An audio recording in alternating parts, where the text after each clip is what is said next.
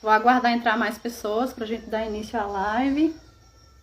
Obrigada a todos que estão aqui.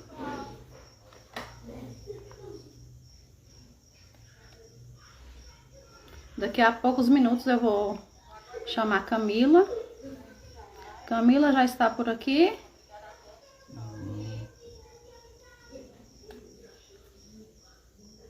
Boa noite, Camila.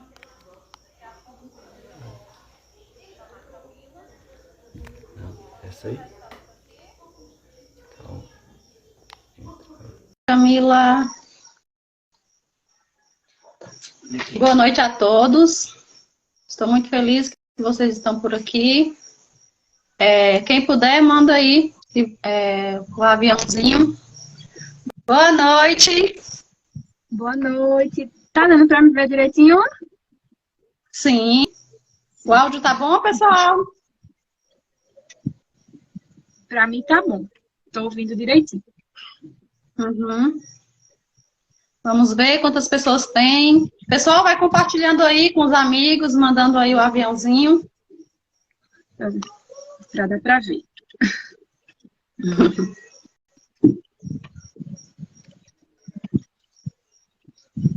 Será que podemos começar? Já tem 15 pessoas. Acho que sim, né? Acho que sim, acho que sim. Vou mandar aqui para algumas pessoas também. Certo. Vamos esperar só mais alguns minutos, né? Para ver se entram mais pessoas. Já já a gente começa. Alexandre, fecha a porta aqui.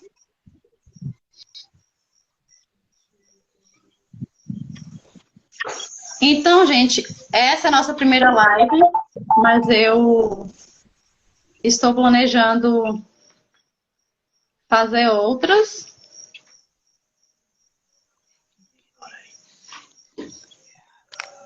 Desculpa, gente, alguém me ligando aqui. Essas coisas acontecem na primeira live.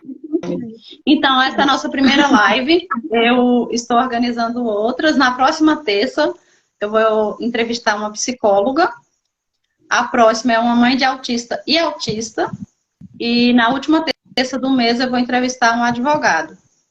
E agora vamos começar. Estou muito feliz que Camila aceitou meu convite. Admiro muito essa mulher. Acho que já temos pessoas suficientes, ela já pode se apresentar. Vamos lá? Posso primeiro querer agradecer. Você sabe que ele é recíproco, né? Também lhe admiro muito. Você sempre me ajuda, a gente sempre conversa, né? As nossas filhas são bem parecidas. Em alguns pontos são bem parecidas. E a gente sempre está recorrendo uma à outra. Então, vou me apresentar, né? Como você tinha dito para mim para fazer a autodescrição. Bom, primeiro, meu nome é Camila. Eu estou com a camisa branca. Meus cabelos são cacheados. Eu estou aqui com a tiarinha, não sei se dá para ver. Verde, com alguns desenhos azuis, tá? Eu sou branca e eu estou aqui com adesivo. Autismo não tem cura para o que não é doença. E o símbolo da neurodiversidade. E atrás de mim aqui eu estou com uma cortina marrom. Estou no local onde Júlia estuda. Às vezes eu pego emprestado. Eu também vou me autodescrever aqui. Meu nome é Fátima. Eu me considero preta, mas no meu registro de nascimento está lá parda. Então, sou parda. Tenho os cabelos pretos, cacheados. O fundo é uma parede branca. Eu estou usando uma camisa azul claro, que tem uma frase aqui que não dá para ver, mas tem um símbolo do autismo. E é isso. Estou usando um batom vermelho. É isso. Agora, Camila, vamos começar. Conte um pouco da sua história e de Júlia. Certo, bom. Eu sou mãe da Júlia. Júlia atualmente tem 9 anos, vai fazer 10 anos em maio, já está bem pertinho. Júlia, ela é autista, TDAH, que é o transtorno de déficit de atenção com hiperatividade, e ela também tem puberdade precoce. Bom, quando Júlia nasceu, né, na fase de amamentação, eu ainda não sabia disso, não tinha essas informações, mas Júlia já dava características, né? Quando eu amamentava, ela não olhava para mim, ela não sugava bem, então me feriu bastante, assim, não foi, esse período de amamentação, para mim não foi bom, e para ela também, né, porque era muito sofrimento. Ela era muito inquieta para dormir, ela chorava muito, ela só conseguia dormir em cima de mim ou em cima da minha mãe, que era quem me ajudava. Era a única forma. E aí ela foi, né, crescendo, a gente não tinha muito contato com outras crianças, né, era muito Júlia, o nosso mundo girava em torno dela mesmo, então a gente não tinha bem um parâmetro. Mas quando ela fez 2 anos e meio, a gente tinha uma lista das palavras que Júlia falava, e eram muito poucas, né? E ela já com 2 anos, a gente já levava ela assim para parquinho, para shopping, para esses lugares que tinham outras crianças, né? E aí a gente começava a perceber a diferença, né? Assim, eu sempre gosto de dizer isso. A gente comparava, mas não no intuito de minimizar ou menosprezar ou criticar tanto Júlia como as outras crianças. A gente comparava porque era o único parâmetro que a gente tinha, né? Eu era muito nova, eu tive Júlia aos 16 anos, então eu também não sabia que na carteira, foi muito nova, eu não sabia que na carteira de vacinação tinha os marcos do desenvolvimento, né? Eu não marquei. Desculpa me interromper. Pode falar. Essa informação do cartão de vacina é muito importante, que fala lá dos marcos de desenvolvimento. Sim, muito, muito importante. Eu não sabia. Agora, com o meu segundo filho, eu já sei. Já fico atenta. Todo mês eu tô lá marcando. Mas com o Júlio eu não sabia, então eu não tinha parâmetro mesmo, né? Comecei a comparar com outras crianças, comecei a ver. Precisei colocar ela na escola, porque eu fazia faculdade na época, e era longe. Então, a professora também começou a perceber, começou a me falar, ó, mãe, Júlia é diferente, ela não participa das atividades, ela não interage, né? Ela se nega mesmo a fazer, ela quer ficar muito só com uma professora em específico, ela dorme muito, né? Tudo parecia para ela que era muito tedioso na escola, né? E aí foi quando eu comecei a perceber, minha mãe também, a escola chamou a gente para conversar e deu um encaminhamento para a gente procurar um pediatra ou um neuropediatra. Nós procuramos, e aí essa neuropediatra em específico disse que Júlia não tinha nada. Era apenas uma criança muito ativa. Só que assim, né? Eu já estava... Aconteceu? Aconteceu, não da neuro, mas de psicólogas, falar que era por conta de TEL, que todos sabem, né? Que eu tive um filho, que eu fiquei 10 meses ausente porque TEL tem hospital, e falaram isso.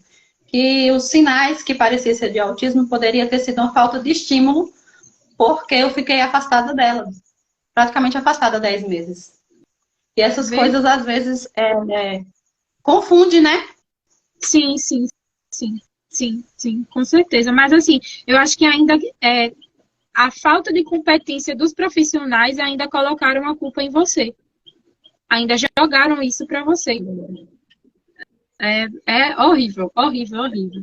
Mas, assim, a gente não se deu por satisfeita só com esse diagnóstico dessa neuropediatra. E a gente começou a levar a Júlia para o fono. Porque, querendo ou não, ela tinha atraso na fala, né? Como eu disse no início, ela falava poucas palavras. Era uma lista com 10 palavras, 15 no máximo. E aí, esse fono, depois de um tempo... Como? Maria Eduarda também, o sinal assim, que ficou mais evidente foi o atraso na fala. Na fala, O de Júlia foi assim, foi o que fez a gente correr atrás mesmo, né? Porque quase 3 anos e ela falava 10 palavras. Era muito pouco mesmo. E aí esse fono, depois que começou a atender Júlia, aí ele chegou para mim e para minha mãe, conversou. E explicou, né, resumidamente, o que era autismo. E pediu para a gente ir em outro neuro e começar a pesquisar a respeito. E aí, quando ele falou autismo, que eu comecei a pesquisar o que era, aí pronto. Aí clareou, assim, naquele momento ali eu digo, pronto, já não precisava nem ir mais, assim. porque já estava muito, para mim, já estava muito evidente, né? Ainda ficou na nossa família assim, é ou não é? Ah, ela não faz isso, mas ela faz isso, né? Será que é mesmo? Meu Deus! Mas assim, depois que ele me falou, eu já sabia, já que era. Camila, desculpa se eu ficar te interrompendo toda hora, gente. Eu sou assim mesmo. Toda hora eu quero falar de Duda. Mas eu queria falar o seguinte, que tem algumas pessoas participando. Se você quiser ler as perguntas ou colocações das pessoas, você pode fazer isso. Apesar de que a gente tem um roteiro. Até que eu tô olhando para baixo aqui, gente, é que eu tô tentando seguir o roteiro. Aí fique à vontade, tá? Para ler as perguntas que você achar interessante, você pode parar para ler, ou a gente segue, que tá ótimo, tá? Vou tentar não te interromper mais, tá bom? Tá. Dando sequência aí, pode Eu não sei se eu vou conseguir, porque eu tô aqui pintando um bocado de papelzinho para conseguir me concentrar. Porque eu fico nervosa, eu sempre tô com alguma coisa na mão. Não sei se eu vou conseguir ler, mas eu vou olhar. Eu tô interrompendo porque eu tô nervosa, mas pode seguir. Pode ficar à vontade. Não, pode falar, senão eu falo muito. Vá me direcionando. Certo? Então você falou sobre o primeiro sinal, né? Que foi a escola. O primeiro neuro negou, aí você foi buscar uma segunda opinião. Isso. E eu já vou te fazer a pergunta principal aqui da live, que é: por que a intervenção precoce é tão importante nos casos de TEA? Bom, eu vou falar um pouco de Júlia, né? E eu vou falar um pouco do que eu sei através do meu estudo, né? Eu vou começar falando do que eu estudo, né? Existe algo chamado neuroplasticidade, né? Neuroplasticidade nós temos a vida toda, mas na primeira infância, né, que é do 0 aos 6 anos, se eu não me engano, ela está bem mais ativa, né? E o que é essa neuroplasticidade? É a capacidade do nosso cérebro de aprender, reaprender, se organizar e se adaptar com tudo que está à nossa volta a todo momento, o tempo todo. Então, assim, daí é que está, né, o ponto principal do diagnóstico precoce, da intervenção precoce. É justamente aproveitar essas janelas de oportunidade que a criança vai ter, do 0 aos 6 anos. Porque depois disso, tem algumas idades em específico, que se eu não me engano, é 3, 7, e depois tem outra idade, eu não vou me lembrar agora certinho. Mas existe algo chamado poda neural. O que é isso? O nome já diz, poda, né? E é a poda dos neurônios. Tudo que não é estimulado, dentro dessas janelas de oportunidade, o cérebro descarta. Porque ele não vê como é essencial para aquele organismo, para aquele ser humano, continuar vivendo, aprendendo e se desenvolvendo.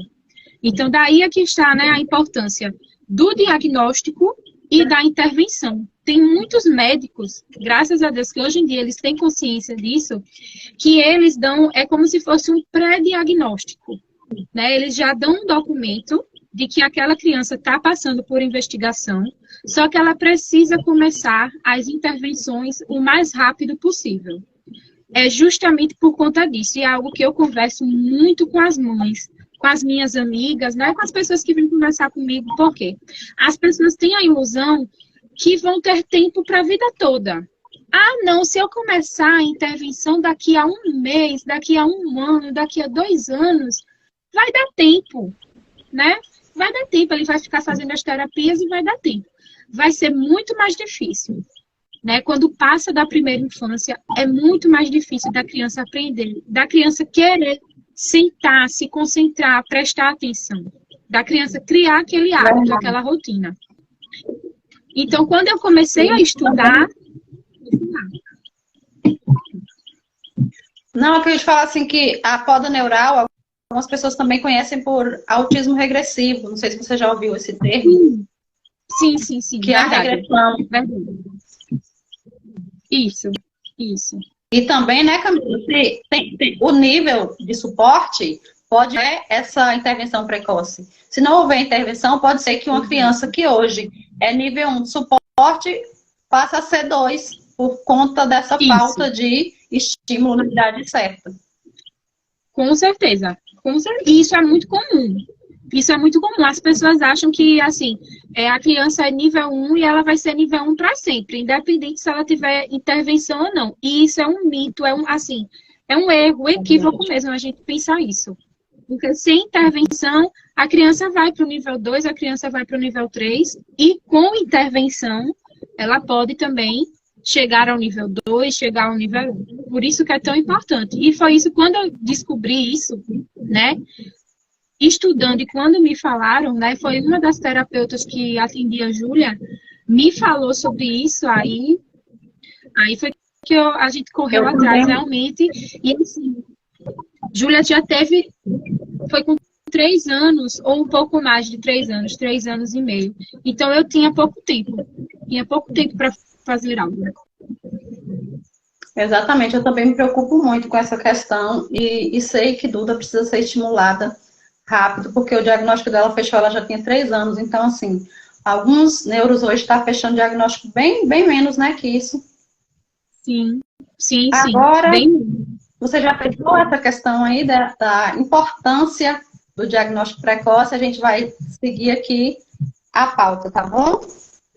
Agora é o seguinte, quais são as intervenções sugeridas que são mais eficazes? Porque tem uma série, né? No seu ponto de vista. Seu ponto de vista, assim. Não sei se eu vou conseguir falar todos os nomes, né? Mas, assim, tem 2, né, que é o que mais sai, né? O modelo TEACH de ensino, TEACHH, algo assim, que foi específico, desenvolvido para aprendizagem do transtorno do espectro autista. É um modelo de ensino que ele é estruturado, ele tem início, meio e fim. O ambiente dele é organizado para a criança ter autonomia e independência. A criança sabe qual atividade ela tem que fazer, porque está na ordem, né? Por exemplo, da esquerda para a direita também. Isso é importante, porque é a forma que a gente escreve e a forma que a gente lê. Do lado esquerdo estão as atividades que ele precisa fazer, e à medida que ele for fazendo, ele vai colocando do lado direito, e ele consegue saber sozinho quais atividades tem que fazer, porque na mesa dele tem uma rotina com quais atividades, uma rotina visual, com quais atividades ele vai precisar fazer. E aí, à medida que ele for fazendo, ele vai tirando e ele vai guardando. E tem outras coisas também, né? Atividade estruturada também, adaptada, e a análise do comportamento aplicada, né? Que é a ABA, que é muito polêmica, né? É a mais conhecida e muito polêmica, né? Tem pessoas que criticam muito, mas assim, a minha humilde opinião, né, é que o problema não é a ABA, o problema é quem aplica e quem supervisiona, porque ainda tem isso, né? Às vezes o aplicador ABA, ele pega uma pessoa, um analista do comportamento para supervisionar, e esse analista não faz a supervisão. Ele pega trocentos casos e aí ele vai deixando tudo na mão do aplicador, e o aplicador não é o analista. São coisas diferentes, né? Então, acaba sobrecarregando. Também, infelizmente, a aba ainda não é regularizada, né? Não, aqui no Brasil ela não é, então a gente pega muita coisa de fora, mas aí quem tem critérios, realmente, quem tem ética, pega o que é certo de fora. Mas quem não tem, né, se prevalece por realmente não ser regularizado, e aí vai fazendo, né, do jeito que dá. Já teve muitas pessoas que me perguntaram, porque eu tenho um curso de aplicador, só que eu não tenho supervisão, então eu não aplico. Eu utilizo, lógico, né, o que a ABA ensina em relação ao manejo de comportamento, de como lidar, para você ter aquele jeito, né, de conseguir que a criança faça um reforço positivo. Isso daí tudo bem. Eu uso essas estratégias, mas eu não estou aplicando ABA, porque no que eu estudo, né, eu vejo que é algo muito complexo e que realmente necessita de uma supervisão. E no momento eu não tenho essa supervisão, então eu não aplico. Mas nem todo mundo faz dessa forma. Mas assim, eu acredito que são, um é a ciência, né? E o outro realmente é um método de aprendizagem e ensino, que são, assim, os melhores, dentro do que eu estudo, do que eu vejo e do que é aplicado em Júlia, porque são os dois que são aplicados em Júlia, na clínica onde ela frequenta, eu percebo que é o que realmente vem dando certo. Não sei se dará certo para todos, mas para uma maioria em si, realmente é o que vem dando certo. É importante os pais saberem, né, quais são essas intervenções e conhecer também alguns profissionais, porque há profissionais e profissionais, né? Aí tem que ficar muito atento a isso, porque são caros, né? E muitas vezes a família está ali investindo naquele profissional, naquela intervenção ali, muitas vezes, né? Tem que ter muito cuidado e atenção. Deixa eu te contar uma coisa que aconteceu, que eu me lembrei agora quando você falou isso. Júlia, antes de ir para a clínica que ela está agora, desde o ano passado, maio do ano passado, vai fazer um ano, eu acho, mais ou menos isso. Ela estava em outra clínica, de Recife também. E aí, quando eu comecei a me atentar muito em relação a isso, a esses métodos, essa ciência, eu fui nessa clínica e aí eu pedi para ver o certificado de todos os terapeutas que atendiam ela. E eles nunca me mostraram, até hoje. Eu tirei Júlia da clínica e eles nunca me mostraram. E nessa clínica nova que ela está, foi uma das coisas que eu pedi e aí eles me mostraram. Eles têm supervisão, eles têm reunião, como se fosse uma reciclagem, sabe? Do curso, e eles me mostraram tudo, para você ver a diferença. É o que eu digo, uma clínica ou um terapeuta, quando ele realmente sabe o que faz, que ele tem segurança do que faz, ele vai atender o seu filho na sua frente. Entendeu? É isso. Eu vi também muitas mães reclamando de algumas atitudes de alguns profissionais, e uma coisa que eu acho que o profissional tem que fazer é ser muito claro com a família. Essa história de ficar com a porta fechada, né, é complicado. Os pais têm que ficar em cima mesmo. Se tiver insegurança, tem que investigar, porque, né, em todos os lugares tem coisas boas e ruins, né? Até nessa área.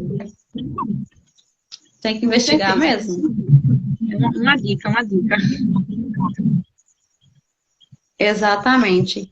E tem algumas pessoas também, Camila, que questionam o seguinte, que autismo não é uma doença, não tem cura, por que insistir em terapias?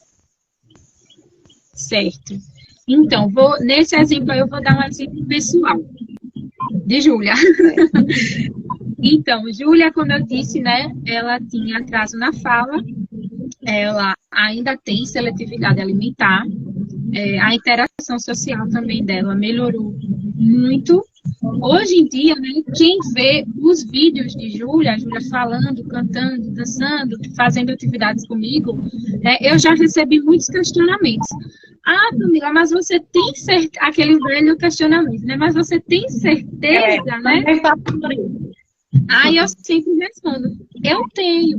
Você não tem certeza porque você está vendo ela agora. Se você tivesse vendo ela há 8 anos atrás, há 7 anos atrás, você também teria certeza. E eu acho que o ponto-chave da intervenção é isso. O seu filho fazer as terapias, né? A gente chama de tratamento por isso que remete muito à cura, né? Mas é fazer a intervenção, fazer as terapias e ele ter qualidade de vida. Ele atingir esses marcos de desenvolvimento ou chegar bem perto disso. Ele conseguir ter autonomia, ter independência, independente se ele se comunicar de forma verbal, ou por comunicação alternativa aumentativa, ou através de PECs, ou através de Libras, mas que ele consiga se comunicar e se expressar. Para que ele não seja um ser humano vulnerável. Sempre foi isso. Eu sempre tive muito medo disso. Eu também acho que todas as mães, o grande medo é isso, né? E assim, o que eu estou buscando no momento agora é essa questão de autonomia de Maria Eduarda e que ela tenha qualidade de vida e que ela consiga sobressair e acompanhar, né, as crianças da idade dela. Então, é isso que faz a terapia. A terapia não cura nada porque não tem o que curar. A terapia dá suporte para ela ter qualidade de vida. Você foi excelente na sua resposta. E eu acho Duda e Júlia. E às vezes eu vou ficar falando aqui de Duda também, viu, gente? Camila vai falar muito de Júlia, porque nós somos mães artistas, né? Estamos aqui compartilhando nossas experiências. Então não tem como eu não falar de Duda e Camila não falar de Júlia, né?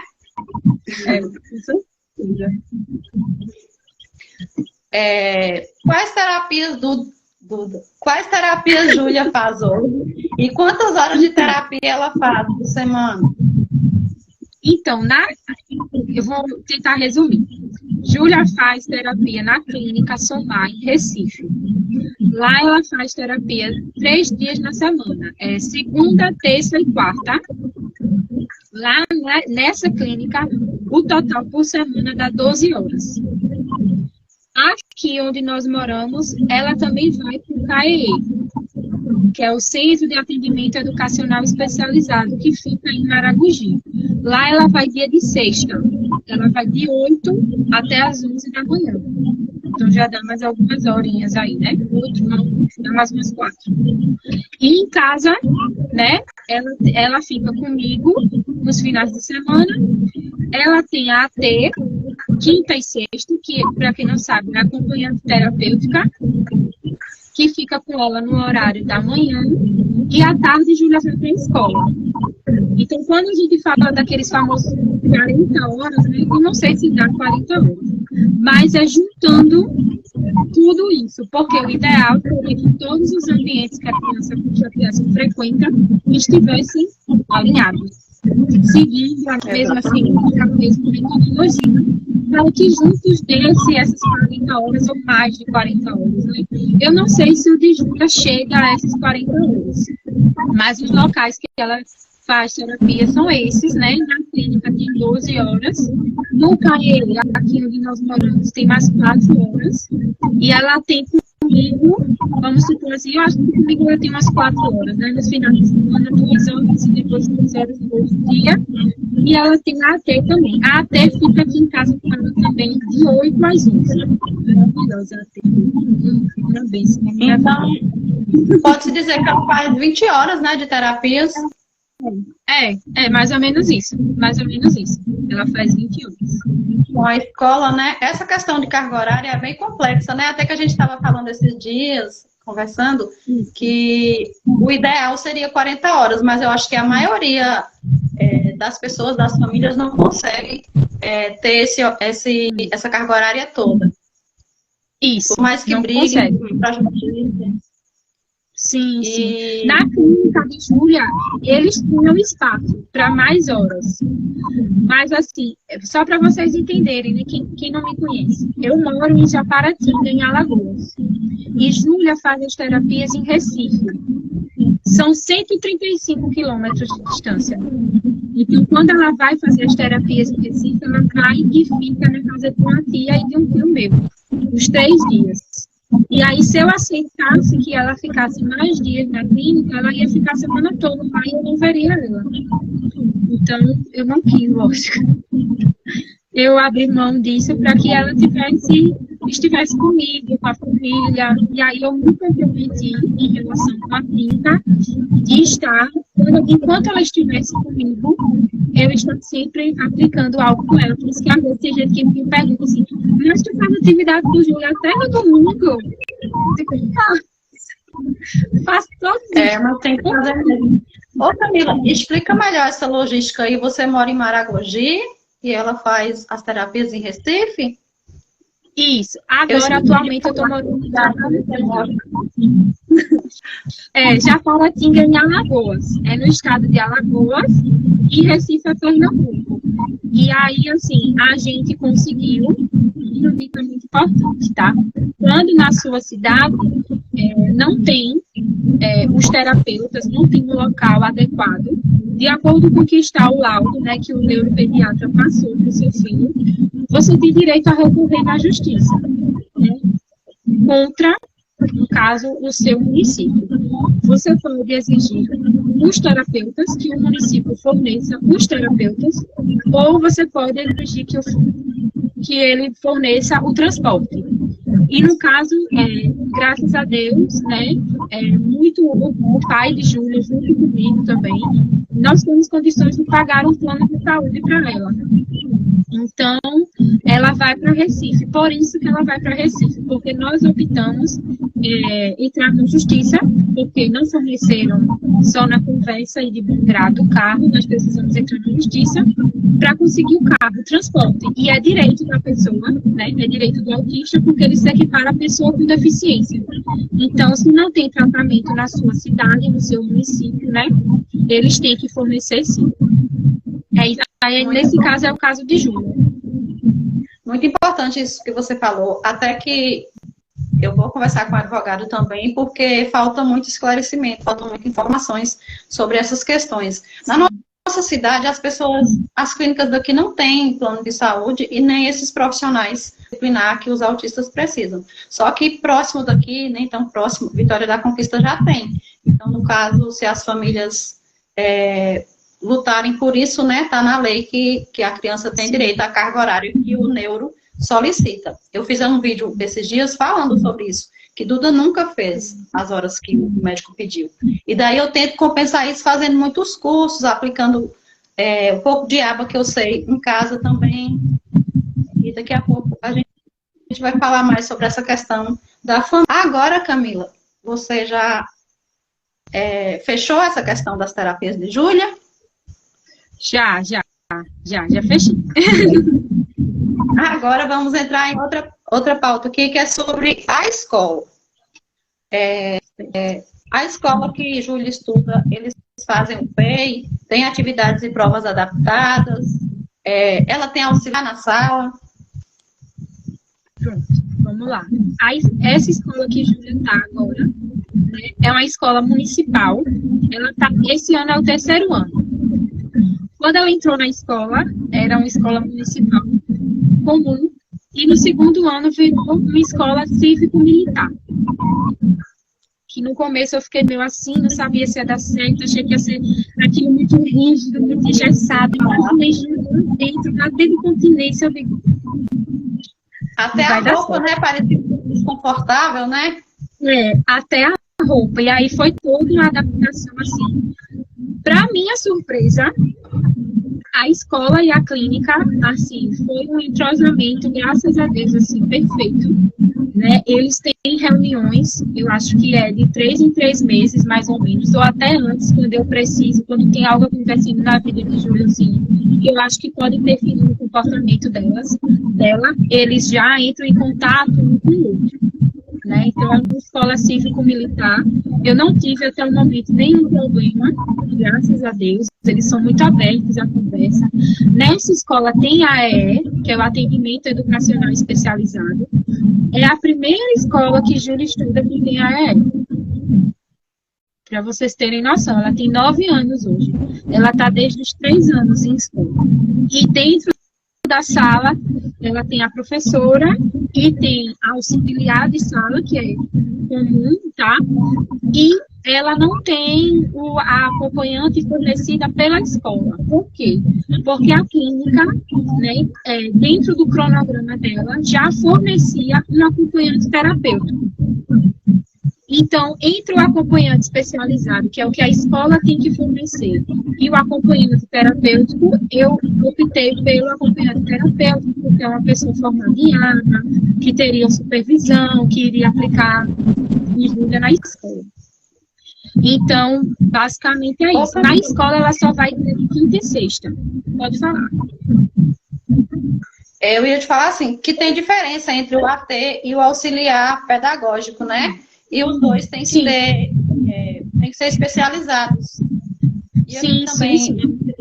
Infelizmente, não acontece. Eles colocam auxiliar, mas alguns atuam como cuidadores. E tem muita diferença entre o AT, que é o auxiliar terapêutico, o auxiliar pedagógico, tem que ser de pessoa também especializada, que seja pelo menos estagiário, né? É o que diz a lei Berenice Piana. Mas, infelizmente... Aqui na minha cidade, só no papel. Júlia estuda em FG,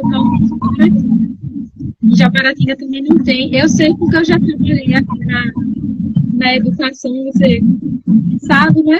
E eu visitei muitas escolas, enfim, não tem. Eles botam nível médio, no máximo, alguma coisa mais do que isso, e fica por isso, infelizmente. Os pais às vezes não sabem ou não vão atrás. Infelizmente fica por isso. Você perguntou em relação ao PEI, não foi? É o PEI. Pronto. Em relação ao PEI, a escola está fazendo esse ano. Esse é o primeiro ano que a escola está fazendo. Não, ela não tem. Tem que ter. Tem que ter, é lei, é direito da criança. Ela tinha as atividades adaptadas, tinha esse vínculo com a família, a escola, a gente não tinha tanta dificuldade desse diálogo, a professora era muito presente, conversava muito comigo, mas ter mesmo esse documento, se vocês escutarem o neném chorando, é o meu. Coisa mais fofa. E ela não tinha bem. Esse ano que está sendo feito. Mas assim, talvez era uma falta de conhecimento, você cobrou esse ano, talvez seja isso também, né? Eu acho que era falta de conhecimento e também porque esse ano foi o ano que eu realmente cobrei, porque ela está no 4º ano agora. E assim, eu estou sentindo que são muitos assuntos, sabe? E que ela não está conseguindo absorver tudo. Tem muita informação chegando, sabe? E aí eu percebi que ela está caminhando um pouquinho mais devagar, está tendo um pouquinho mais de dificuldade. Então, esse ano foi que realmente a gente sentou a escola, a clínica, e aí vai ter a montagem desse documento, que é muito importante. Muito importante mesmo. Exatamente. Eu estou sentindo que ela está com um pouco mais de dificuldade agora, no 4º ano. Eu até conversei com a professora para auxiliar, estar mais presente. Só que a tia falou que está tudo sob controle, quando precisa, Duda tem a auxiliar pedagógica. E eu acho que é uma dificuldade mesmo, até de outras crianças também, que ficou muito em pandemia, né? Então, sim, a gente tem que andar devagar, né, com ela. Sim, é isso mesmo, é isso mesmo. Essa educação, infelizmente, os pais têm que buscar informação, porque é muito importante, faz muita diferença na aprendizagem da criança. Faz muita diferença mesmo. É algo que a gente precisa estudar bastante para saber também o que cobrar, né? Existe o documento, que é a BNCC, existe o Plano Nacional de Alfabetização, de Educação.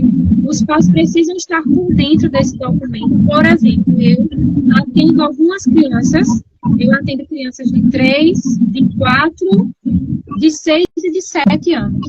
É um total de 4 crianças.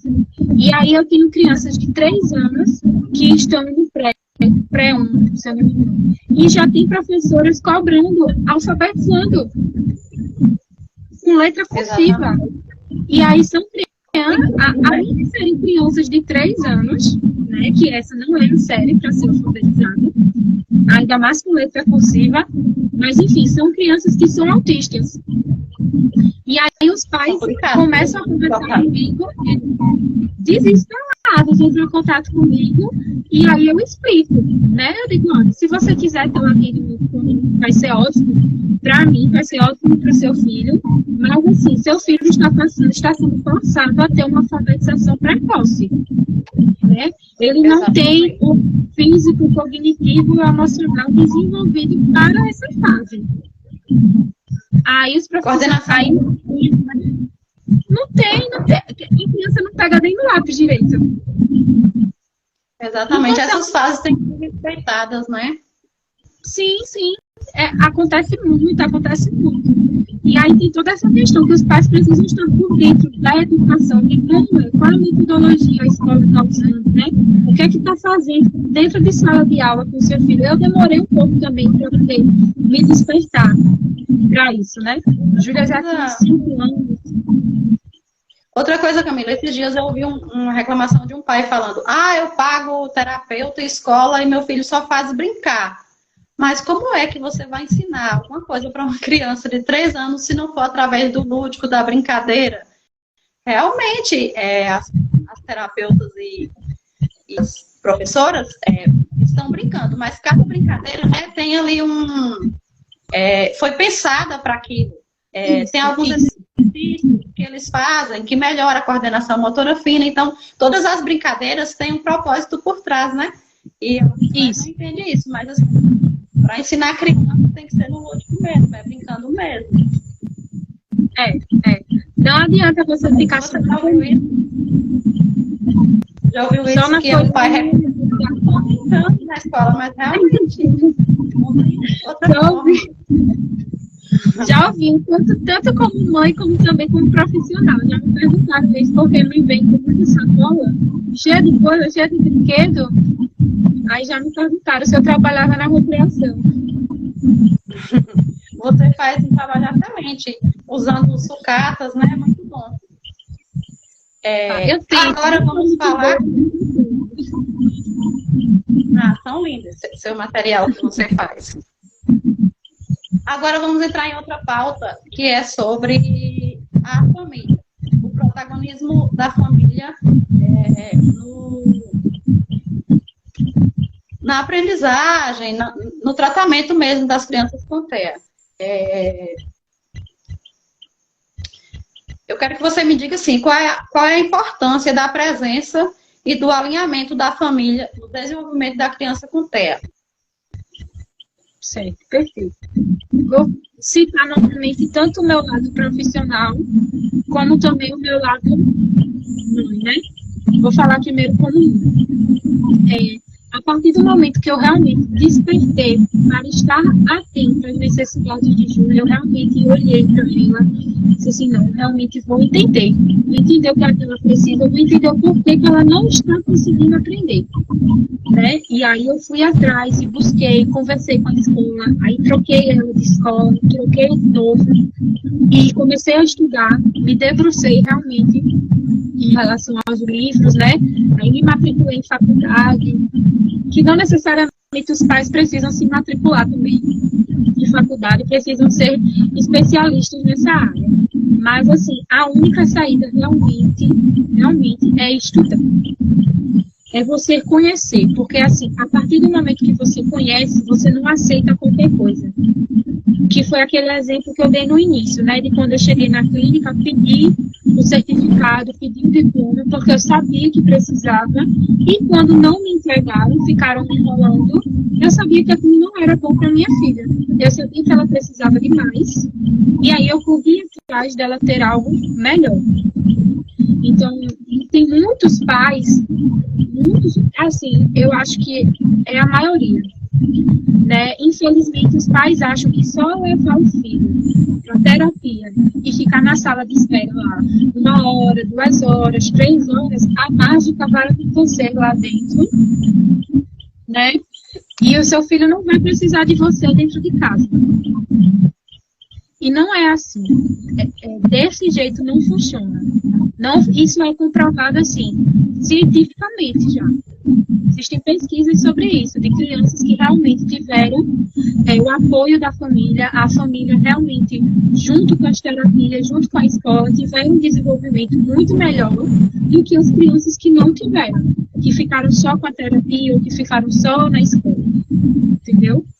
E eu acho que isso é muito de uma cultura que nós temos ainda e que é de terceirizar a educação. Né? Nós terceirizávamos para a escola. A escola é que tinha que educar. Né? E hoje em dia nós também estamos terceirizando para os terapeutas. E não funciona. O especialista no seu filho é você. Você que sabe quando ele está assim, estranhozinho, quando alguma coisa está incomodando ele. Talvez o terapeuta não perceba. Porque, assim, tá com aquela criança 2 dias na semana, né? Um dia, tem terapeuta que fica 30 minutos com a criança apenas. Tem terapeuta que vai de 15 em 15 dias, você já me contou sobre isso também. Então, não vai conhecer seu filho. Você conhece seu filho, você é o especialista. E também, eu percebo que alguns pais se preocupam em ter, como é que eu posso dizer?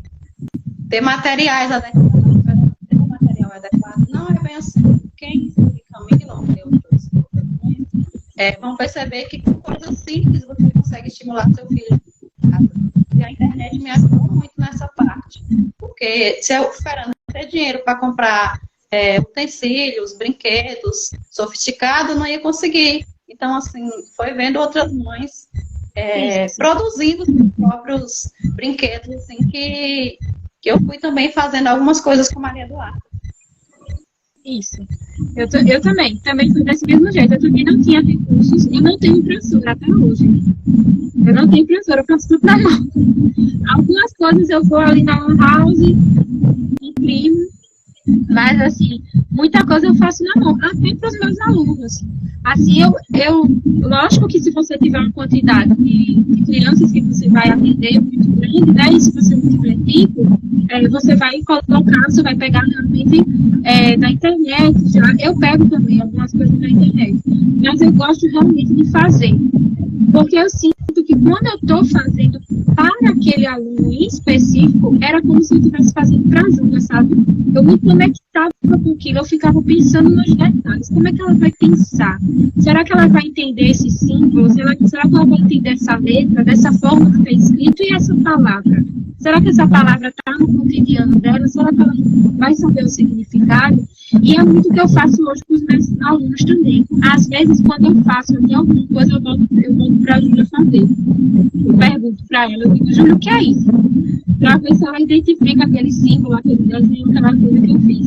E aí eu penso muito nisso, assim, não precisa de nada fora do normal. Lógico que se você puder comprar, você tiver o poder aquisitivo para comprar, isso vai otimizar o seu tempo, né? Você vai ter mais tempo livre. Mas assim, se você também puder fazer, tiver esse interesse em fazer, foi como você disse, tem muita coisa na internet. Tem muita atividade que você pega, tem muita mãe que disponibiliza material assim, gratuito. Vale a pena você pesquisar, você seguir outros perfis, porque dá para fazer muita coisa com material reciclado também. Dá para você fazer, e as crianças gostam, porque fica parecendo brinquedo. Não deixa de ser uma brincadeira também, mas tem uma intencionalidade por trás. Exatamente. Tem uma participação de uma pessoa aqui. Eu não consegui... Cadê? Deixa eu ler aqui. Valdirene, o filho é autista intelectual. Eu gostaria de saber que ele é agressivo com de imperativo. Então eu mudei de psiquiatra e ele tem diagnóstico de autismo.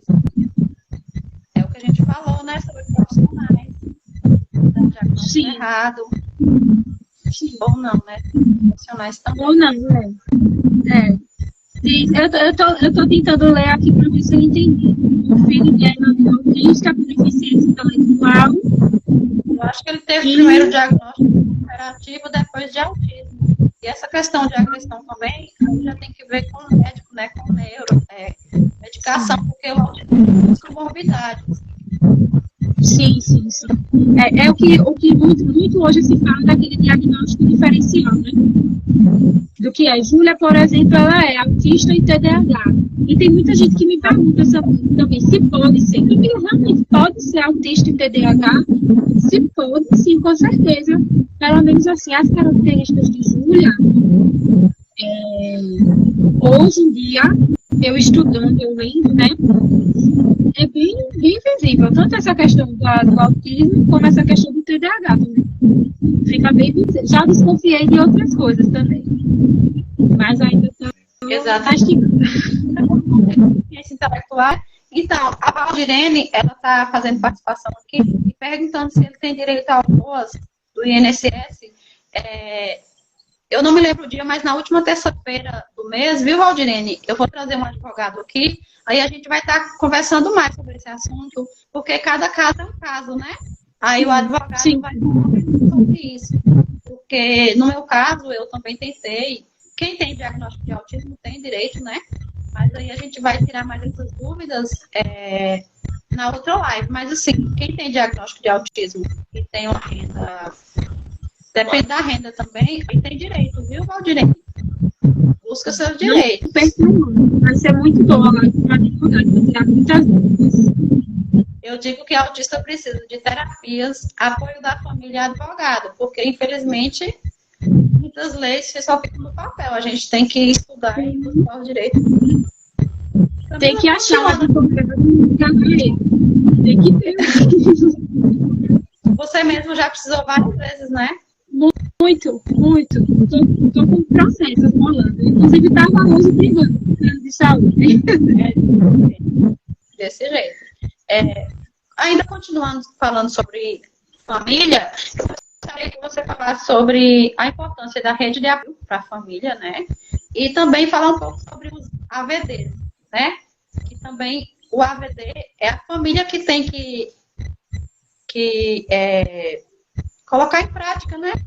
Para que essa pessoa tenha autonomia. Aí eu gostaria que você falasse sobre esses dois temas aí, que é muito ligado à família mesmo, né? Sim. Em relação à rede de apoio, né?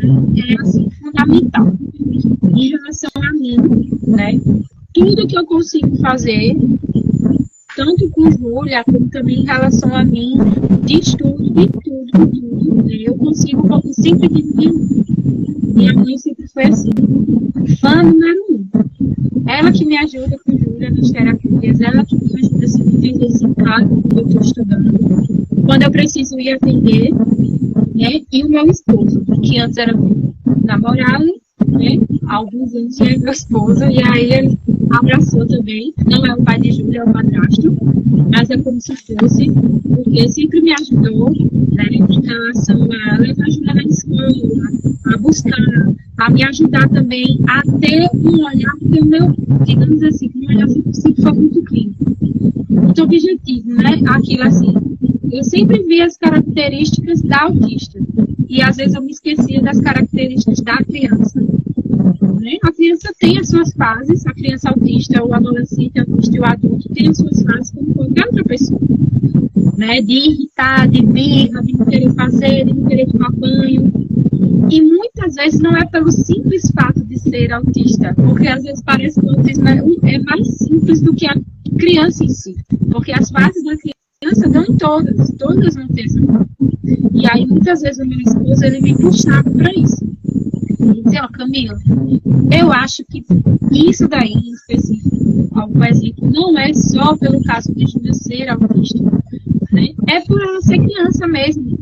Você precisa deixar, você precisa aprender um pouco mais, você precisa conversar com ela. Ele ia me modelando, sabe?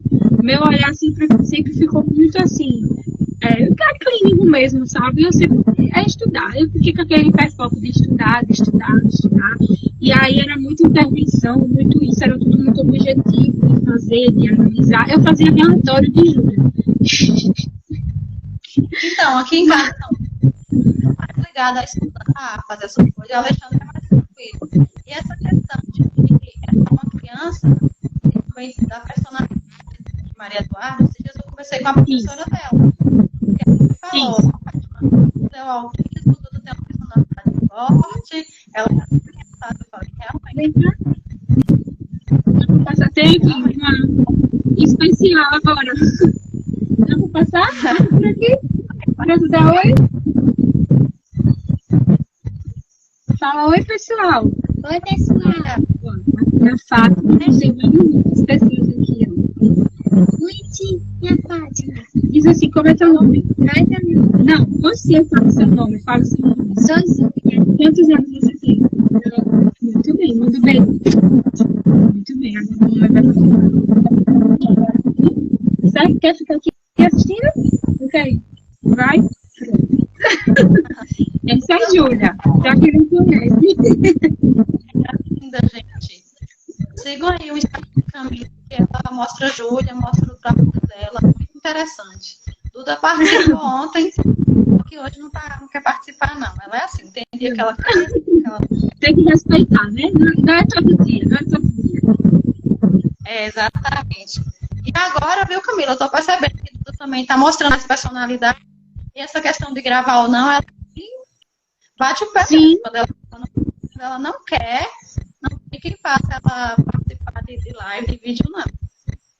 Pois é, essa é a questão.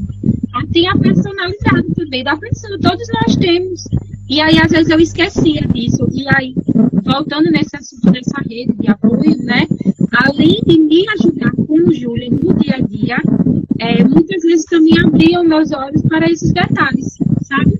E é importante, porque às vezes, quando a gente está sozinha, que é a realidade, infelizmente, é a realidade de muitas mães que são abandonadas pelo pai da criança, pela família do pai, da família materna também, e vão excluindo essa mãe, excluindo da escola, né, das festinhas da escola, das festinhas da família, e aí a mãe vai ficando sozinha nesse mundo, não tem ninguém. Eu mesmo sigo, não vou citar o nome dela, porque eu não sei se eu posso citar, mas assim, eu conheço uma mãe que ela tem 3 filhos autistas, e assim, ela passa por muitos perrengues. Ela tem algumas pessoas pontuais que ajudam ela, mas assim, não é sempre. Não é sempre. E aí, essa mãe, quando ela se encontra sozinha, né, é aquela velha coisa, quem cuida de quem cuida. Muitas vezes não tem ninguém. Né? Graças a Deus eu tenho uma rede de apoio muito boa. Muito boa.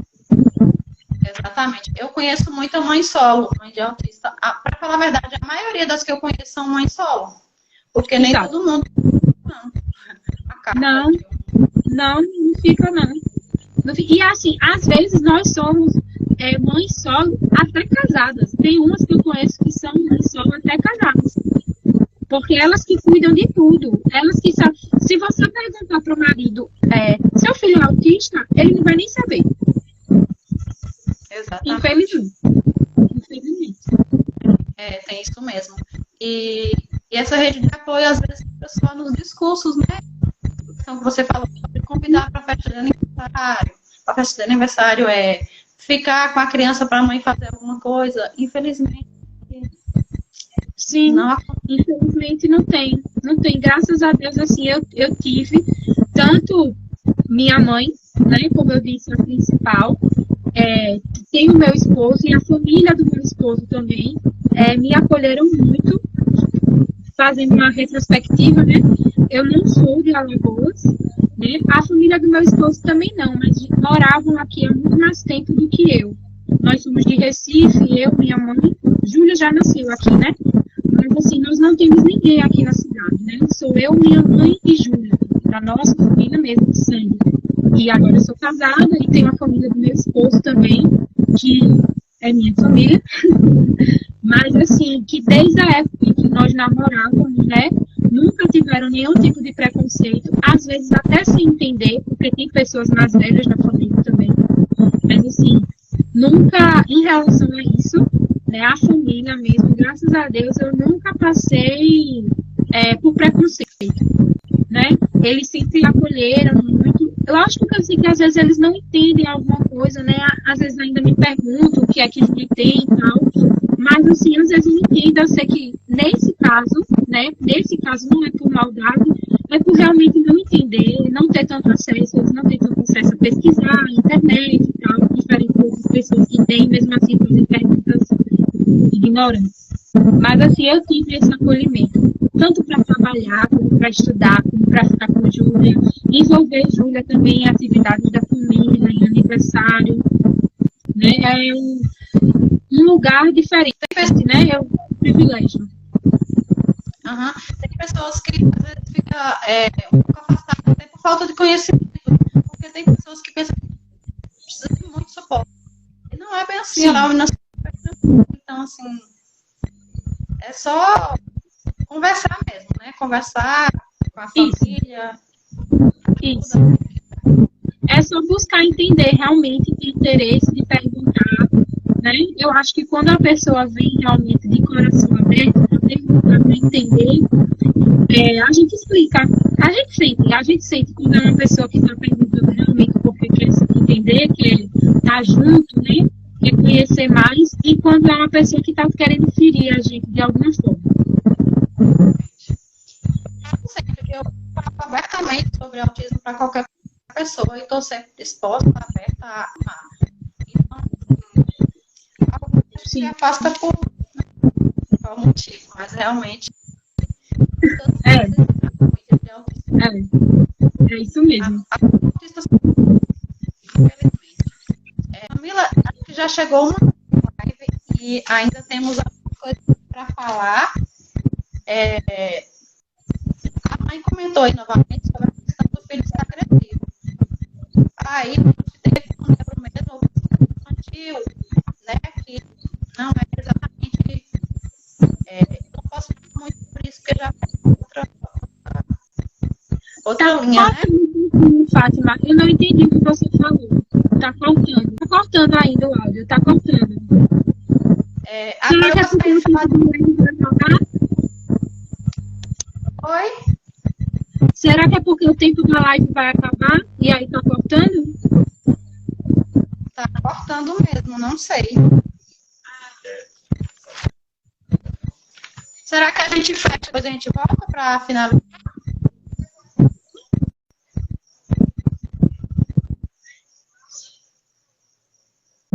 Você quer sair então de novo? Quer fazer de novo? Vamos fazer isso. Aí eu vou Tá certo. ir para finalizar.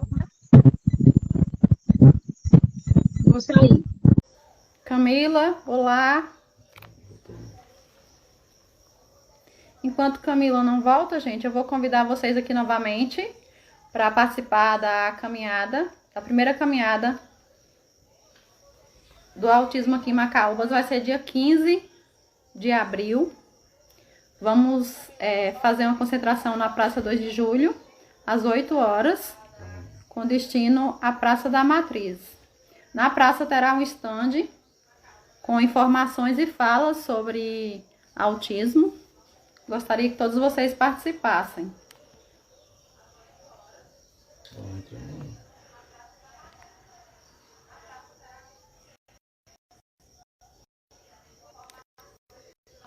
Eu tenho que convidar ela.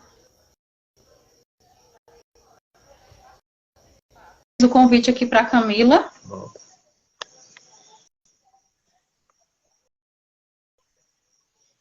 Olá, Camila. Tô. Voltamos? Pronto. Estava falando aqui sobre a caminhada que vamos fazer aqui em Macaúbas. Sim. Ai, queria. Convidando as pessoas. Primeira vez que vamos fazer, estou muito empolgada. Acho que vai ser muito bom. Estamos organizando tudo com muito carinho, gente, para vocês. Participe. É muito Exatamente. Dando continuidade aqui aos temas que eu fiz, gente, o roteiro, já estamos finalizando, viu? Acho que todo mundo já está cansado também. Vocês estão nos ouvindo bem? Estão ouvindo bem?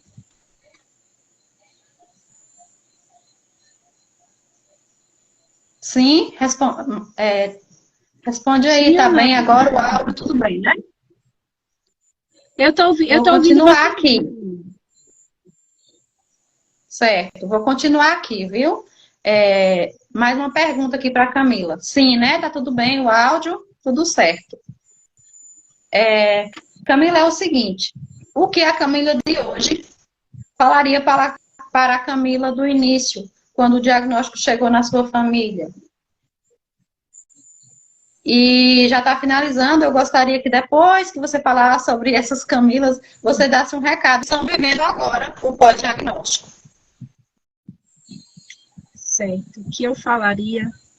Você ouviu? Para ela começar a estudar. Ouvi. Eu acho que eu diria para ela começar a estudar desde aquele momento. Eu acho isso. Hoje em dia, quando eu olho para trás, eu vejo que eu poderia ter começado a estudar bem antes. E aí eu não fiz isso, né?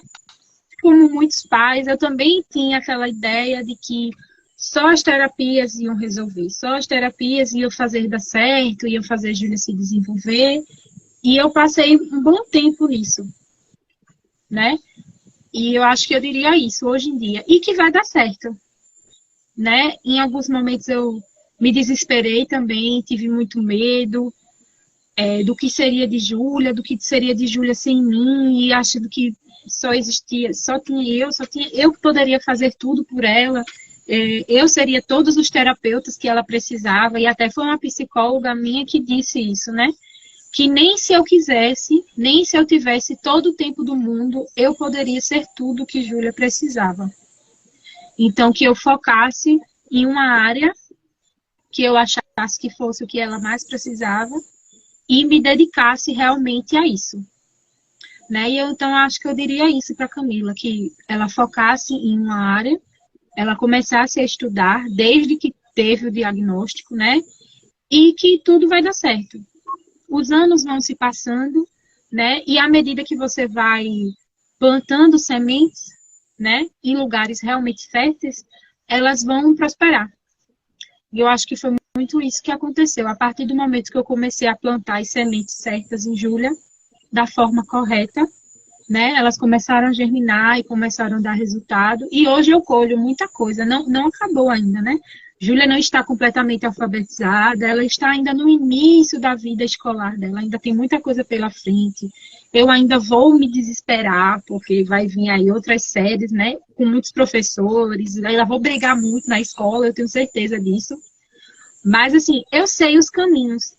Então, eu acho que se eu estivesse em um lugar em que eu ainda não tivesse estudado, não tivesse informação, não soubesse esses caminhos, né?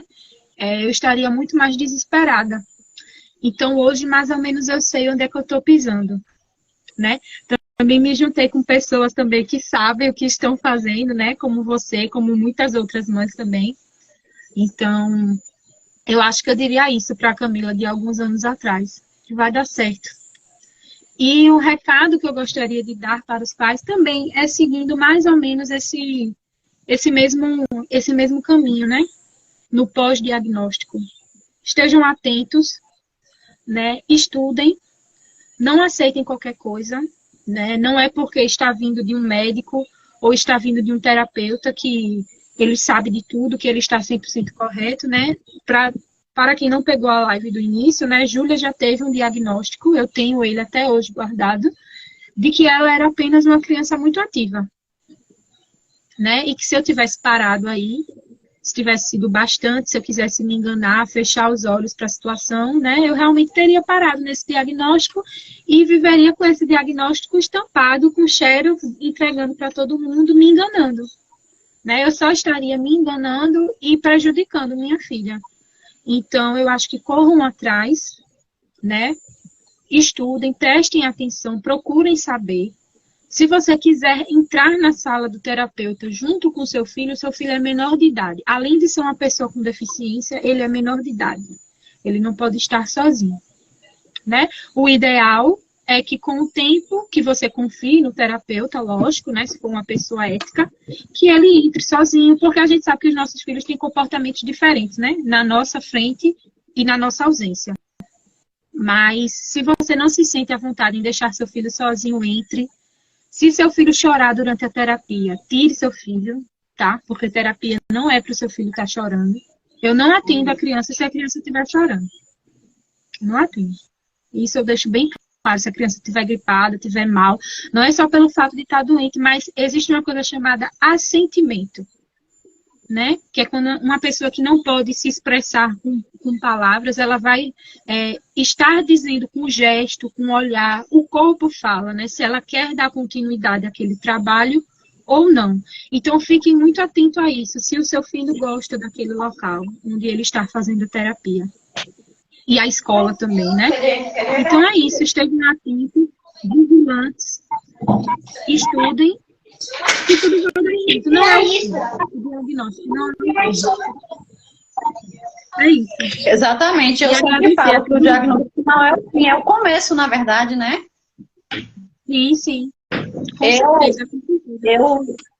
Experiência minha, assim, eu estava muito perdida quando falaram sobre Maria Eduarda, que talvez era por conta da perca de Theo e tal, mas eu sentia que algo estava fora da curva, que alguma coisa ali não estava correta e que eu tinha que buscar outras opiniões. E foi o que eu fiz. Coisa assim.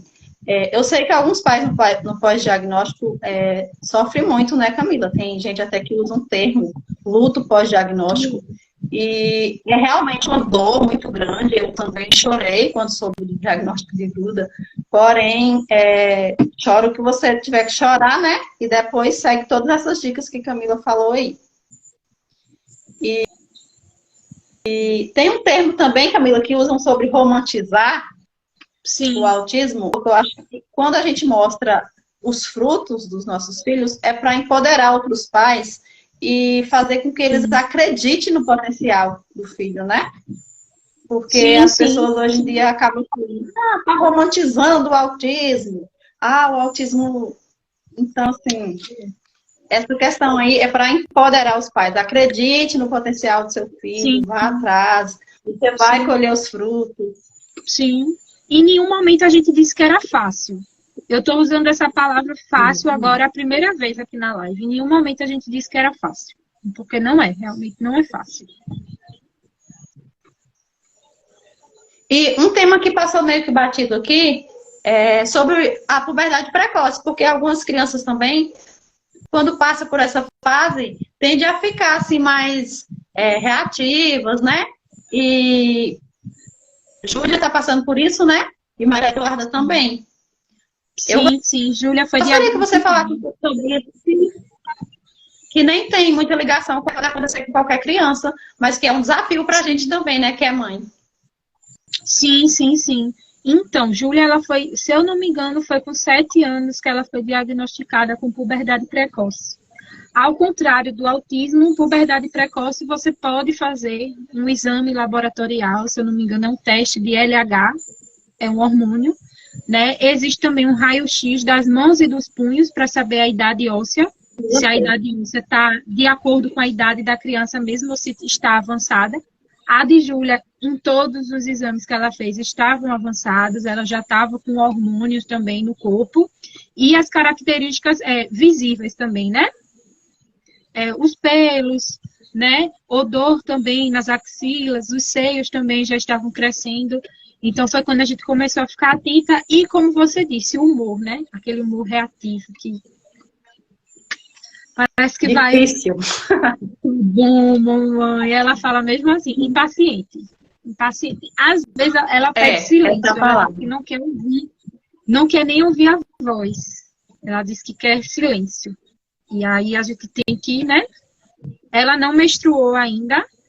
Ela estava tomando injeções para bloquear essa questão dos hormônios, mas, assim, nos últimos exames que ela fez, chegou a um ponto que a médica disse que não estava mais fazendo o efeito esperado e que agora nós deveríamos deixar ela menstruar, ter a primeira menstruação, e a partir daí nós iríamos ver, né, se ia tomar algum medicamento e tal.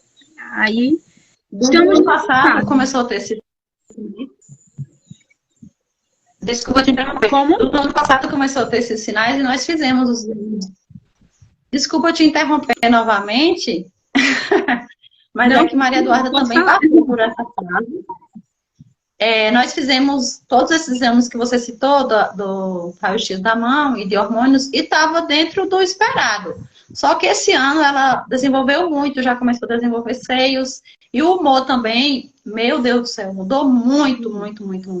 Aí nós vamos fazer novamente, e me preocupa muito, Camila, não sei se acontece com o Ju, que Maria Eduarda, ela é bem imatura para a idade. As coleguinhas dela já falam sobre assuntos que ela ainda não chegou. Eu não sei se acontece com todos os autistas, mas pelo menos aqui, ela é imatura para a idade. Então, é por isso que esse tema me preocupa muito. Por que relacionar isso com o autismo? Por conta dessa imaturidade dela. Pode ser que ela reaja até melhor do que eu espero. Eu acho que eu estou bem mais insegura do que você nesse assunto. Mas, assim, eu acho que ela não tem maturidade para lidar ainda com menstruação, cólicas e toda essa questão hormonal que essa puberdade precoce traz para ela. Sim. Eu também acho, Júlia, é muito difícil conversar isso com Júlia, assim. Eu já estou alinhada com a clínica, né? Já faz um tempo, com a escola também, todos eles sabem dos exames, da situação. A clínica já passou uma rotina visual, dicas visuais para eu imprimir, para eu poder mostrar para a Júlia. Eu já converso com ela, né? Quando eu estou no período também, eu tento mostrar para ela. Mas, assim, a questão do sangue é algo que ela não quer conversar, ela não quer ver, ela não gosta do cheiro também, é algo que incomoda muito ela. Então, assim, ao mesmo tempo que eu fico querendo me desesperar, eu fico também me acalmando, né? Pensando assim, é mais uma fase. Igual a essa, tiveram muitas. E vão ter muitas ainda também. Então, assim, eu fico tentando me acalmar em relação a isso. Fico pensando nisso. Assim, eu acho que alguns assuntos já têm que ser abordados, sim. Sim. Né? Infelizmente, a gente vive em um mundo que está muito louco. Eu acho que tem sim que os pais mesmo chegarem a conversar. E Maria Eduarda já está quase chegando nessa fase, né? Porque ela está com essa puberdade precoce e a gente já tem que explicar para ela muita coisa. E também, assim, eu, ao mesmo tempo que eu fico igual você me preocupando, eu tento me acalmar, porque Duda sempre me surpreendeu positivamente em relação a todas as coisas que eu tenho. Não sei se Duda também assim, eu acho que é mais de mim do que dela. Pode ser que eu acho que ela vai lidar numa boa. Se tem a previsibilidade, explicar para ela previamente como é que vai ser, eu creio que ela vai. Eu tenho fé em Deus, né? Peço a Deus que seja assim. Porém, é um assunto que tem que ser conversado. Muito, muito. Eu encontro, assim, pouquíssimas pessoas falando sobre isso. Pouquíssimas pessoas mesmo. Assim, eu tenho um Instagram que eu sigo, né? Que a filha dessa moça, ela já tá, assim, acho que com 20 anos. É Milena o nome da moça, né? Que ela é autista. E aí é o mundo da Milena, algo assim. Muito bom. E aí ela tá no Brasil. Isso, ela tá fora do Brasil. E aí ela tem algumas postagens mais antigas, justamente falando sobre menstruação da filha, né? E aí os caminhos que ela tomou e tal. E aí eu fico me baseando muito nisso, olhando, me apego muito à clínica também, tudo eu falo. Pergunto se Júlia teve alguma alteração de humor, se aconteceu alguma coisa e tal. Mas, assim, a gente já fica atenta, né? Eu fico com medo, assim, eu não vou mentir, não é tanto da menstruação, é em relação às outras pessoas, do chamar a atenção, né? Porque a menstruação, quando os outros sabem, aí já olha diferente o tabu que é para os outros. E também já chega junto, aí já tem aqueles meninos da escola, aí já olha aquele negócio como mulher e tal. Isso me preocupa. Essa é a minha preocupação. Também. Então, desde muito nova, eu converso com Júlia sobre isso, né? Sobre onde podem tocar, o que pode ser dito, o que não pode, se alguém tocar nela, o que é que ela tem que fazer. Quando eu engravidei também, eu conversei com ela, eu expliquei a ela, mostrei também, eu não vou me lembrar agora, mas tem um livro que é muito bom, que é explicando que os bebês não vêm através de cegonha, né? De uma forma educativa, pedagógica, né? Não é nada de outro mundo, mas é explicando, porque o meu medo é esse, justamente pela imaturidade do que você falou. Júlia também é muito imatura, ela não conversa a mesma coisa que as meninas da idade dela, ela não se comporta da mesma forma. Então, o meu medo mesmo é esse. O meu medo mesmo é esse. Exatamente. E eu acho que é informação, né? Porque Duda, eu percebo que algumas coisas, na hora, parece que ela não assimilou, mas aí, dias depois que eu vou conversar com ela, ela prestou atenção naquilo, ela consegue compreender. Então, por mais que eu tenha medo desse momento, mas eu tento ter segurança, sim, que o que eu passar para ela vai ser o suficiente e que a gente vai conseguir passar por essa turbulência, né, que parece jogo de videogame, cada jogo que vem é mais complicado que outro, porém a gente consegue passar dessa fase. E eu acho importante, nós somos mães de meninas, mas eu acho que os meninos também, por mais que seja um pouco mais tarde, essa questão hormonal também influencia no humor e várias outras coisas, né? Sim, eu conheço uma mãe que ela é amiga da minha mãe, na verdade, né? Que o filho dela também foi diagnosticado com puberdade precoce até primeiro do que Júlia. e já estava tomando as injeções, e aí foi quando eu tive o diagnóstico de Júlia, né, da puberdade precoce, aí eu fui conversar com ela em relação às injeções, como era e tal, e aí ela me tranquilizou em relação a isso, né, mas realmente ela disse, olha, é bem difícil, o humor fica bem, né, alterado, mas aí eu fico pensando, a gente fica, né, eu Exatamente. mesmo fico uma montanha-russa, assim, são muitas emoções. Então, nada mais justo do que Exatamente. ela fique também. Ainda mais ela, que eu acredito que Duda seja assim também. Não consegue expressar totalmente, né? Não consegue pôr para fora É, tudo que sente. Né? Tanto quando está muito exatamente. feliz, muito empolgada, como também quando está triste, quando está com raiva. Exatamente. Ela tem dificuldade em ler as expressões das pessoas com relação a isso e de se expressar, né? Falar quando ela está triste ou não. E é complicado. Mas eu acho que as mães acabam conseguindo ler, né? Um pouco do filho. Sim, E é um assunto que tem que ser abordado, tem que ser conversado. É o que eu falo, né? Informação é tudo. Então, no autismo é informação e previsibilidade, né? Tem que isso. preparar ele para esses momentos. Não adianta fingir que não está acontecendo. Isso é isso mesmo. Não adianta não que vai chegar o momento e vai ser pior. Se você não estiver preparado e não preparar o seu filho, aí é que vai ser pior. Com certeza. Tem muitas mães que fecham os olhos assim para tantas coisas. Eu fico assim, às vezes é tão óbvio que Já. e elas fecham os olhos. Mas faz parte, né? Faz parte. Mas, assim, realmente a gente tem que conversar, tem que abordar esses assuntos para que cada vez mais seja normal, porque é algo normal. Exatamente. Camila, já tem acho que 1h30 de live. Tem mais alguma coisa que você gostaria de falar? Porque nós falamos um pouco, né? Falamos sobre a importância do diagnóstico precoce, falamos sobre escola, sobre família. Tem mais alguma coisa que você queira abordar? Eu acho, para finalizar mesmo, vou me repetir um pouquinho, né? Gente, não tenham medo, tá certo? Não fechem os olhos. Estudem. Quando vocês estudarem, né? Vocês vão conhecer. Vocês vão ter menos medo e vocês vão ter mais ideias de como ajudar os filhos. Em relação à atividade, em relação à intervenção, em relação ao manejo de comportamento agressivo, em relação a tudo. Quando vocês começarem a estudar, vocês vão começar a ver que é possível, não é fácil, não é do dia para a noite.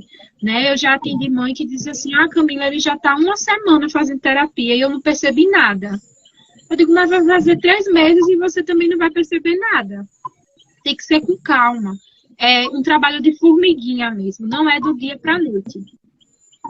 Eu acho que é basicamente isso, assim. Não, às vezes, assim, tem gente que conversa comigo e diz assim, Camila, mas você tá tão tranquila, mas foi bem o que você disse mesmo, Fátima, chore, o que você tiver para chorar, né, o que você tiver que se desesperar, você se desespere, mas assim, depois, sabe que depois da tempestade, né, se você se sentir no meio da tempestade, saiba que outro dia o sol vai raiar, o arco-íris vai sair, você vai ter que botar a cara para fora e você vai ter que correr atrás, porque você precisa e o seu filho também precisa.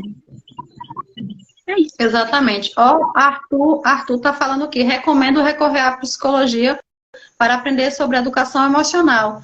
Foi exatamente o que eu fiz. A psicóloga de Duda é Fátima, do CAESP. Aí ela estava numa fase bem difícil, aí eu conversei com Fátima e a gente já trabalhou isso, Arthur. É isso. Ele foi o fono da minha filha. Os profissionais me ajudam muito. Ele que foi o fono da minha filha, o primeiro que apontou que ela possivelmente seria autista. Eu estou vendo agora. Exatamente. Obrigada pela sua participação, Arthur. E vamos fazer aqui, a Camila já falou das considerações finais, né? E eu quero agradecer muito a ela por ter aceitado o meu convite. Quero pedir às pessoas que estão aqui na live para seguir o Instagram dela, que ela mostra o dia a dia lá de Júlia, mostro o trabalho dela também como mentora pedagógica. Admiro muito essa mulher, ela é muito estudiosa. E Júlia também é uma menina linda, muito inteligente, tem muito potencial e com a ajuda da mãe está cada dia mais empoderada. Eu também trabalho muito assim para empoderar as mães mesmo, que é uma participação importante no desenvolvimento do filho, e a gente tem que correr atrás mesmo, tem que se unir também, né? Uma coisa que eu gostaria de falar para as mães é isso. Siga perfis de pessoas autistas, até mães de autistas, para vocês conversarem. Porque eu percebo assim, quando eu converso com a mãe atípica, parece que a gente está falando a mesma língua, né? Os mesmos problemas, os mesmos medos. Sim. Eu também sinto isso. Eu também sinto. Me ajudou muito, assim, como você disse, seguir autistas. Muito, assim, foi um divisor. Quando Júlia começou a ficar mais velhinha, assim, a ter uns comportamentos, que eu comecei a seguir autistas, né? Adolescentes, adultos, me ajudou muito. E quando eu comecei a seguir mães também, mães que eram alinhadas com o mesmo pensamento que eu tenho, né? Que não é essa questão do anjo azul, do ser celestial, da pessoa que veio para me evoluir. Eu não sei se alguém tem esse pensamento, né? Me desculpe, mas eu não tenho. Se alguém for me seguir, já vai saber que eu não tenho, né? Eu sou contra completamente esses termos assim, de anjo azul, ser enviado por Deus. Para mim, os meus 2 filhos foram enviados por Deus para mim, porque Exatamente. teriam que ser meus. Da mesma coisa que você teve o Theo e a Duda, que foram enviados para você, porque tinham que ser para você, independente de ser pessoa com deficiência ou não. Então, sigam mães que são alinhadas com o que você pensa, né? Para você ter esse conforto, ter essa rede de apoio, ter essa comunidade que faz muito bem. Me ajuda, assim, a Fátima sabe, porque ela já me deu muitos toques também, quando eu estava muito acelerada, assim, do quanto me ajudou a enxergar coisas que naquele momento eu não estava enxergando. Então, são pessoas que sentem a mesma dor que a gente, a mesma preocupação que a gente, né? Estão alinhadas com o mesmo pensamento, é muito importante. Exatamente, seguir autistas adultos também me ajuda a compreender mais Maria Eduarda, né? Porque eles têm o poder de fala, eles falam o que eles sentem. Assim, por mais que a gente está vivendo 24 horas, né, com um autista, eu sempre falo nos meus vídeos também que eu não tenho o poder de fala, de sentir as emoções de Maria Eduarda, mas eu posso falar sobre comportamento, sobre minha experiência. E o que eu digo para os pais é isso, seguir esses autistas mesmo, para você entender melhor o seu filho. Sim. E as mães também, para ter uma rede de apoio também, né? E para você conversar, trocar experiência. E é isso. Acho que já tem 1h30 de live. Eu quero agradecer Camila aqui, agradecer todos que estão assistindo a live. Eu estou sendo muito bem acolhida aqui pelas pessoas de Macaúbas, em relação à caminhada, em relação a essas lives que eu estou fazendo. Muito obrigada por vocês estarem aqui. Na próxima terça, no mesmo horário, estaremos aqui novamente com a psicóloga Fátima Oliveira, que é psicóloga do CAESP. O convite já está feito. E mais uma vez, obrigada, Camila. Beijo para a Júlia e para o Ícaro. Beijo para a Duda. Obrigada a todos que estão participando. Obrigada, gente. Obrigada a todos. Foi um prazer. Muito obrigada, Fátima. Obrigada a você. Tchau, tchau. Boa noite para todos.